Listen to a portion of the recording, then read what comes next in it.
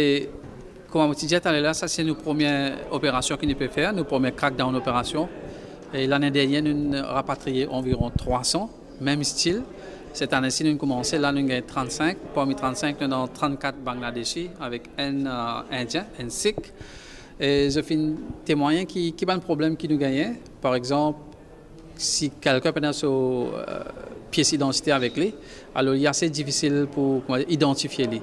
Et parmi ces 35 là-dedans, il y en a beaucoup qui nous rapportent missing. Alors ils rapportent missing dans une station et pas trop vous dites qu'ils ont perdu dans la nature.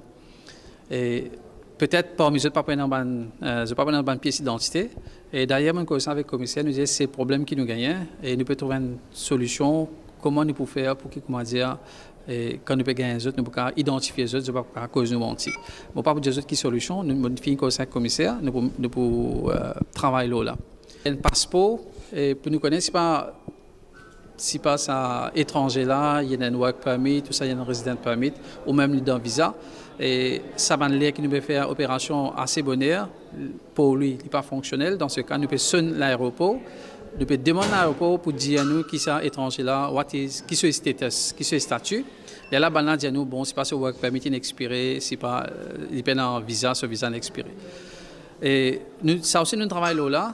Incessamment, nous pouvons mettre ce qu'on appelle un mobile scanner, un scanner qui, comment dire, un code, comment soit un code crédit, un peu dans ce style-là.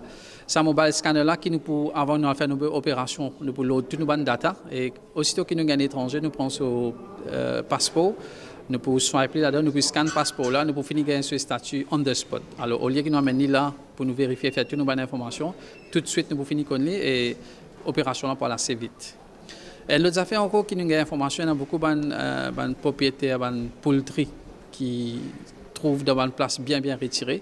Nous avons information qui peuvent servir à étranger qui sont dans une situation illégale pour travailler dans les autres poulaillers et ils peuvent faire les autres, ils peuvent rester.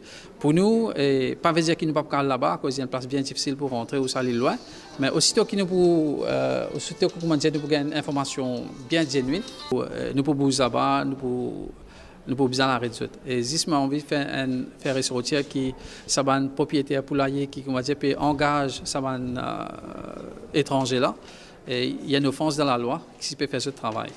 Aussitôt que nous gagnons, nous pouvons faire que c'est seulement jusqu'à emprisonnement aussi là-dedans. Voilà. Et nous pouvons rassurer que nous avons beaucoup d'étrangers qui sont dans une situation illégale de Maurice. Il y a une section de la loi qui héberge les étrangers, harboring illegal immigrants. Il y a une offense ça aussi. Vous pouvez en tête section là. Dernière fois, comme tu dis, la section là. Ouais. Et ça aussi, il y a une offense. Si nous avons un étranger là, nous prenons l'enquête, je vous dis, nous code peut rester. Et suite à code peut rester, nous allons sur le lieu. Et là, nous prenons un statement avec le propriétaire là et nous regardons s'il y a une matière pour poursuivre. Là, nous envoyons ça à Central CID pour faire l'enquête là-dedans. Voilà.